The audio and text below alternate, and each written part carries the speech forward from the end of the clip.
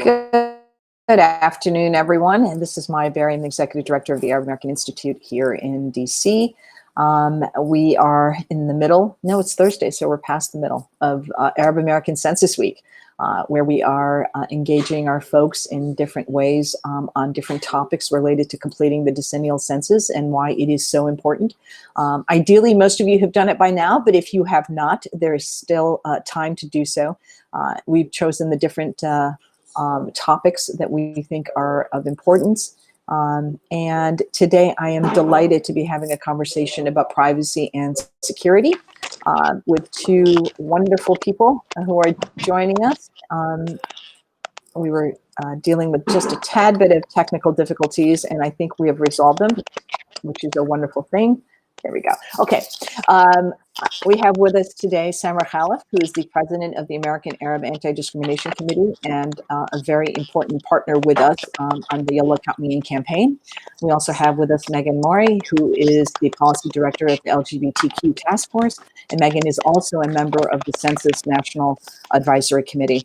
So we have a lot of expertise on a topic that has come up in multiple ways. In fact, yesterday we had a wonderful panel that was specifically focused on census data in relation to health research, particularly with regards to Arab Americans and the concern about the prevalence of diabetes in our community and the problem of not having a denominator to go by. But even in that conversation, the question of privacy and security came up. So I told everyone not to worry, that we'd be focused on it today. So I want to start with first going to you, Meghan, on the topic and how it's been addressed, because you're here sort of in two capacities, right? There's the advocacy work that you all have been doing through the LGBTQ task force, but you also serve on the NAC. So how has it come up in the NAC, and what have you learned about it from that process? Well, my force muted. There we go. I think it's working now, Meghan. Yeah, so privacy and confidentiality has been a topic of high priority for folks on the National Advisory Committee since the day I joined it in 2014. We've been talking about not just probably what most of our folks here are concerned about, the privacy of our data once the Census Bureau has collected it, but also the privacy of our data on the technical side, on the internet privacy when we're submitting our data electronically for the first time in 2020. I think what I've learned through the National Advisory Committee is that the laws are strong and the technical protections are strong, but there's always ways that we know both that this administration is trying to work outside the bounds of the law. So I think advocates' efforts to make sure that our data is safe, even if this administration doesn't treat it as something that's confidential, are really critical. But also that there are fears that we have, regardless of what the legal protections are or what advocates are working to protect us through, that are also really critical. Like, folks are afraid that, for example, their landlord might find out that there are more people living in the house than they placed on their application for the apartment. And we know the law says your landlord can't see that data, but we need to make sure that we're still recognizing, affirming, and talking about those fears that folks have, whether they're fears at the government level, fears at the tech level, or fears at the very personal level of how your data will be shared with landlords, with law enforcement, or with immigration authorities. Thank you, Meghan. Well, I know we'll come back to multiple pieces of that, but Samra, let's go to you with the question of how Arab Americans have approached this topic. We have, as part of the Yellow Count Me In campaign, we've partnered together and did some focus groups on this. So share a bit about the concerns that communities already expressed. Can you hear me, first of all? Yes. Okay, good. Good. And sorry about the technical issues, but I think hopefully we got them all resolved. Mm-hmm. You know, a lot of the things that Meghan expressed our community is also very concerned about. But we have sort of an extra layer of concern coming off of this administration that has sort of peddled in fear over the last several years, and for a lot of that, it's sort of targeted our community. It's targeted our community with things such as the ban and it's targeted sort of hateful comments to our community. So our community is sort of a little bit extra fearful. The fear that they're getting is quite honestly is the fear that ICE is going to come knocking on the door, that come the data coming out, that various law enforcement agencies are going to reach out to the Census Bureau and start collecting the data and then using that data to single out Arab Americans, either for immigration purposes or for other nefarious means. But so that's sort of the big layer that we do have, that enforcement's going to be using this data against us. Meghan, let me come back to you with one of the examples that people often cite correctly for why census data protections are needed is, of course, the incredible compromise during World War II and the targeting of the Japanese American community. Census data was used for the placement of Americans in internment camps at the time. One that's lesser known is what happened post 9/11, which was a data compromise related specifically to Arab Americans. And there were more protections put in place. So the point you make about the law and the technicality is there. The technical means are there to protect the data, but it's all about sort of the implementation. So we tell our community often, as trusted messengers in this process, there's a $250,000 fine. There's up to 5 years in jail. Your data is protected. It's scrambled for 72 years before it can. There's differential privacy that kicks in. So there are all these other things that we can talk about for why it's safe. But for you to talk specifically about the concern in this administration and in the actual practice of putting these, implementing these protections. Yeah, for sure. I mean, I think underscoring the point that the privacy protections were put in place in response to some of these really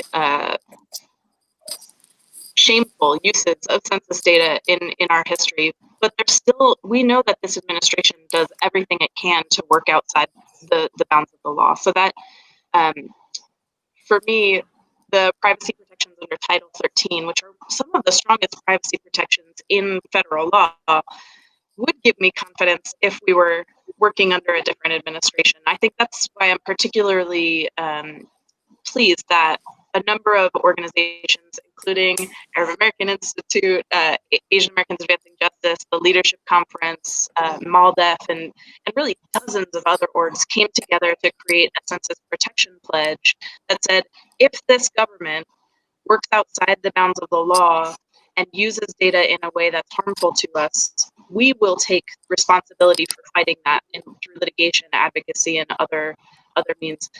Of course, any back-end solution is imperfect, right? If we're waiting for a harm to happen before we take action, then that is also, the harm has already happened. But I feel confident that those same groups are working in every way that they know how to make sure that the administration is cut off from working outside the bounds of the law before any harms actually happen. In terms of the work that the LGBTQ task force is doing, specifically in outreach to the communities about how to fill it out, because there is a new question, so to speak. There's a new way to arrive at data for the LGBTQ community. How are folks responding to wanting the need to answer that question accurately so you have the data that you need? It's the same position we're often in, to say we need you to fill it out accurately so we can have it. How are you giving them assurances that they should fill it out correctly? I think in our community, and I'm not sure that this resonates with every community, but I think what our strategy has been is to acknowledge both the harm of what questions the census doesn't ask and the benefit of the questions that the census does ask. So it asks about same-sex couples, but not about sexual orientation or gender identity. So we're still lacking really the denominator, as you mentioned, for a lot of the disparities that we know our community is facing. So acknowledging the state of the census, empowering people with facts about how census data are used so that they feel confident in understanding why it's important to them, not just today, but for the next 10 years. And and then placing the decision in their hands to use it to understand what the fears are, to understand what the limitations of the data are, but to also understand what the value of participating is, so that people can sort of take their own initiative to fill it out, to get those benefits for their community for the next 10 years. It is very imperfect, and like I think one of the misconceptions people have about the LGBTQ community is that we're not concerned about immigration, we're not concerned about law enforcement, we're not concerned about poverty, but in reality, there are about 1 million LGBTQ immigrants in the US, so our community also holds concerns about immigration enforcement. About 40% of women in incarceration identify as LGBTQ, and LGBTQ people are also disproportionately represented in men's prisons.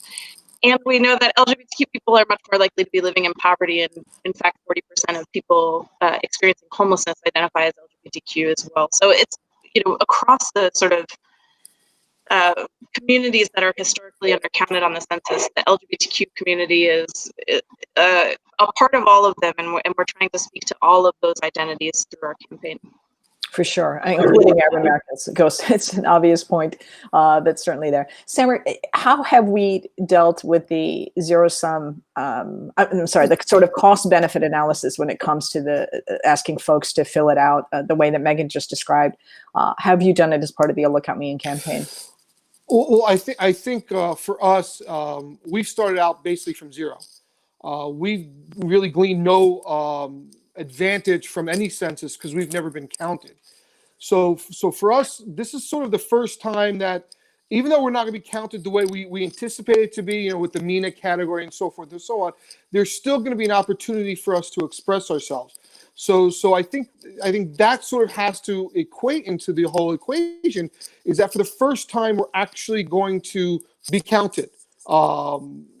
It's not perfect and it's not the way we want it, but at least we're going to be counted. So what does that mean? It means that now we become part of the conversation, that we can actually jump on the radar when it comes to asking for our fair share of funding coming from the federal government or from municipal governments and whatnot. That's not been the case in the past. In the past, we had to sort of use anecdotal evidence to show what our needs were in a specific community. Now we're gonna be able to get some evidence and some support that's based on statistics and based on fact. So I think that alone is a major driving factor in a lot of this.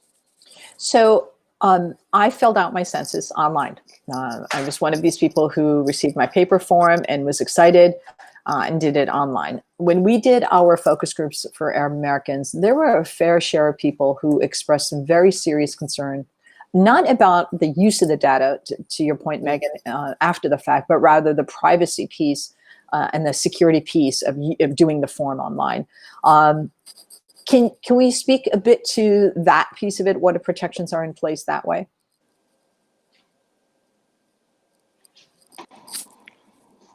Yeah, for sure. I'm not an expert on any of the tech stuff, but I did listen when they told us about it at the National Advisory Committee. So I feel like I've got a little bit of insight on it. I'm at 40 years old. I still feel like I have fear about where data goes when it goes into the internet. And I recognize that I should better understand that process, but the reality is most of us don't. We don't really understand what happens to data when a packet goes into the internet and lands somewhere else. I think something that gives me some confidence is knowing that the Census Bureau has been working for years with tech folks who do understand all the pieces of how data needs to be protected, both at the source where you're putting data into your computer, as it travels through the internet, and as it's received by the Census Bureau. And those tech companies and advocates, so there are also tech advocates that are doing work like we do, but on the tech side, has been a really meaningful part of how they built all those systems of security over time. I also recognize that they learned a lot. The federal government learned a lot about our privacy and security from working through the ACA, through Obamacare, and applications for that online, making sure that any security gaps that they found there were fixed for the moment when we put the census online. I still think it's good that there's a group of advocates who are concerned about privacy and security that are going to back up that security piece online. But I do feel that the Census Bureau and other their partners in the business and advocacy worlds have done a lot of work to make sure that our data are safe as they travel through the world. Samra, do you continue to encounter it as an issue when your campaign is talking to folks? A little bit, but not as much. I think that the bigger issue that we're seeing, we're encountering right now, is the issue regarding the misinformation that's out there, and that's sort of, for example, it started with the Trump administration's attempt to put the citizenship question on, right after the Supreme Court, blocked him. There was various messaging from the administration that they were sort of going to go do an end around about it and still collect the citizenship question through other means. And I think that just served to sort of confuse the situation a little bit more. And I think that's sort of the bigger issue we're having right now, is what is reality and what is just merely misinformation and perception. And that's what we're trying to sort of cut through. That the administration and people out there are going to try to suppress the count. They're going to do it any way they can. They're going to lie, cheat, steal. They're going to do it. That should not deter us from filling out the form. But it sort of makes our job as advocates harder, because now we have to ferret out those misinformation campaigns, and we have to put out proper information. We have to sort of kill them before they turn into they start trending on Twitter, for example, that kind of thing. So I think that's the sort of bigger concern that we're having, are these rumors, and our community, we're big on conspiracy theories. The more far-fetched, the faster they go around. So it happens, and that's what we're sort of dealing with right now. Yeah, we've had, regrettably, a few of those issues come up on our different community-based WhatsApp groups, and we've had to deal with both the Facebook and Twitter, Ring, and all kinds of other services where this stuff has taken hold. And it is indeed disinformation, right? These are campaigns designed to target specific communities, regrettably. Meghan, coming back to you on this point, in terms of disinformation, there was, the self-enumeration period was wrapping up at the end of this month, July 31. And with COVID, that's now been extended to the end of October. And frankly, thankfully, right? I mean, we still have this undercount in place, so we need that additional time for folks to do that. How have you all planned your activities post-July to continue to address community concerns and specifically to respond to the sort of continued cases of disinformation and misinformation that keep surfacing? Yeah, I think through the month of August, we're keeping up a steady drumbeat of communication so that people know that there is a place they can go to get the truth if they're being bombarded by messages that they're like, is that right? So we're keeping up that steady drumbeat throughout August so people can come to us as a resource, because I think one of the things that I learned from the messaging research that you all did, but also the messaging research that came out from NALEO and Color of Change and other organizations, is that the only messengers that work when it comes to encouraging people to fill out the census are people that you know and trust. So for our community, being sort of one of those trusted voices at a national level and supporting state and local orgs that are a trusted voice more on the ground, feels like a good way for us to keep the message going to our community. Then in September, we are planning to do a little bit of an uptick on outreach, because there's another operation of the census that hasn't even started yet, that is intended to count people experiencing homelessness and housing instability.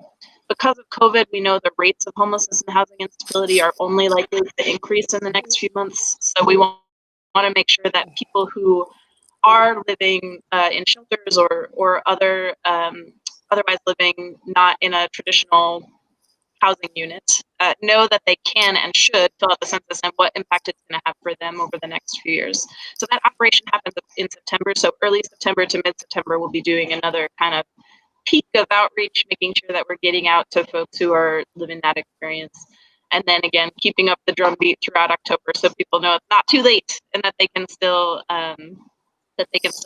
self-respond even as enumerators are going door to door. And the incredible part of all of this is, in addition to the new challenges we're facing in a post-COVID environment, we're going into a presidential election in November. So for those of us who also do the get out the vote type of work, it's GOTC and GOTV literally in the same exact time period, which is great. We're excited. We're going to keep doing it. No question about it. Samar, to the point of how we respond to disinformation and misinformation on these sites, how the ADC in particular, that part of the GOTC plan for Yellow Count Me In was really community-based, and it was based with local events that were happening, your local chapters, the events that were happening on the ground. How have you had to pivot in a post-COVID environment to be able to maintain those conversations and to continue extending the build up to October? Well, in the past, where we were, basically going out to the communities and doing in-community town halls and meetings with leaderships and stuff like that, of course, because of the COVID, that's no longer possible. So we've been sort of taking advantage, like all of the other organizations, taking advantage of Zoom and other sort of internet-based mediums, sort of conducting online webinars, conducting online town halls where we can, and we're able to. Our chapters have been doing much more, whereas in the past we would fly out, our organizer or I myself would go. We are now sort of relying more on our local chapters, at the same time cautioning them that they were only to do in-person meetings if their local municipalities and states allow them to have such meetings. So it's been very difficult, but we've been sort of trying to become creative about doing that. And it's been working. It's not as good as we hope, but it's still working. So one of the things I wanted us to do today was to avoid getting too technical, right, in our conversation about security and privacy. But I do want us to raise one point. So right now we've talked about the census form comes to my house. If I have not already completed it, we're asking everybody to please go today. You can call it in, or you can fill it in as a paper form if you received it that way, or you take the ID that you received and fill it out online. So we've addressed the online portion of this, which is, while we all still have some apprehensions, and we know from our focus groups, again, that was a concern for Arab Americans, go ahead and fill it out online. It is safe. Meghan has gone through and explained the post filling it out, that there is a process in place, that even with this administration, that security assurances are in place, and we have advocacy organizations that are absolutely ready to sue should there be any violations that take place. So those commitments are there. The one issue that is difficult, and it is really specific to our community in many ways, is one of differential privacy and how that comes up in this work. And that is, if I fill it out for my block, just my home on my one block, and I may be one of only 2 Arab Americans in my area, there is a concern that that data would be specifically identified to me with just a tad bit of effort. There are protections in place or policies in place to kind of get around that as well. Meghan, if you can to tell us a bit about how that piece of the privacy is protected. Yeah, so the data nerds at the Census Bureau go through all these processes to make sure that you can't use high-powered computers to then track people back to their houses. And I will say that we heard that same concern from some people in same-sex couples who were like, I don't know if I want to make it clear that I am the same-sex couple that lives on this block. In particular, I mean, not in DC, in New York, people might not have that sort of concern, but when you're talking about states where the population of LGBTQ people is quite small, that concern becomes really prevalent. So the Census Bureau basically shuffles around the data for populations that are smaller to make sure that you can't track a person back to an address in the way that many of our communities fear. There's pluses and minuses to that, though. When you shuffle around the data to hide where we are, it also means that we are not necessarily represented in our geographies when it comes to looking at the data on the back end. So, Sam, or some of what you were talking about finally being able to see Middle Eastern, North African folks in census data for the first time, we may lose some of that if that shuffling around of people isn't done in a way that centers small communities like ours, right? So right now, a bunch of advocates are working with the Census Bureau to make sure that the way that they shuffle that data both protects us and does not cause that harm of not being able to see our folks where they're at for the purposes of community resources and political power. It is way more technical than that. There are so many videos about it online. Please watch them. But that's the short version. Or not. Or not, because that was the most concise and simple explanation of the differential privacy problem that I've ever heard, including the need to make sure, because as Meghan has highlighted, we are very concerned that specific data about Arab Americans is going to get lost in that shuffle. And we've been working with advocates to find a way to provide the privacy, but still be able to say, we know that new immigrants from Iraq here might need these services. So it's definitely a mixed bag. Samra, anything you want to add to that? No, it's a perfect explanation. I'll just confuse them out of It more. really was. It really was. Okay, we are 3 minutes before we run out of time. You guys have been incredible in this conversation. We're grateful for all the work that we all get to. I should tell our viewers that we're all part of this wonderful club together. We're all in a cohort that's been advocating for accurate census data, that has been protecting our communities and advocating for the better use of this data to help all of our folks. So closing remarks from each of you on why someone who might have a concern about privacy should still fill out the census and do it today. Samra, you want to go first? Sure. I think I'm just going to go back to what I said earlier. For our community, I think it's more important that we do fill it out because we will be counted for the first time.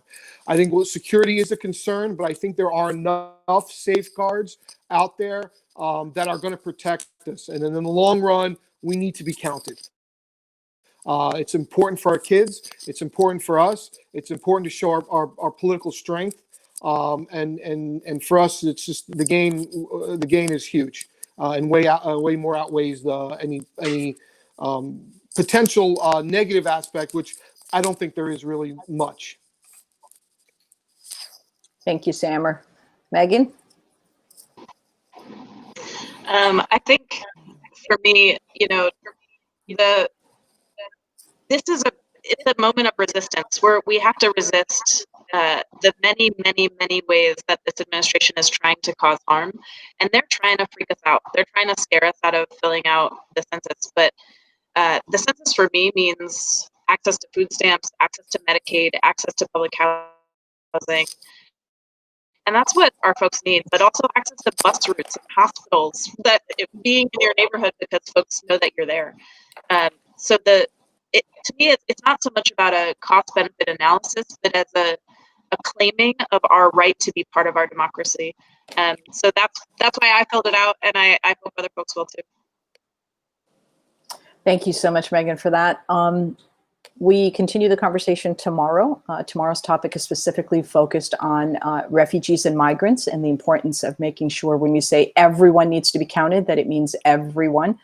It'll be an excellent panel. I believe that's at 1 o'clock tomorrow. Again, look for yellowcountmein.org to provide more information on these topics and the importance of filling out the census. Thank you again to everyone. Take care.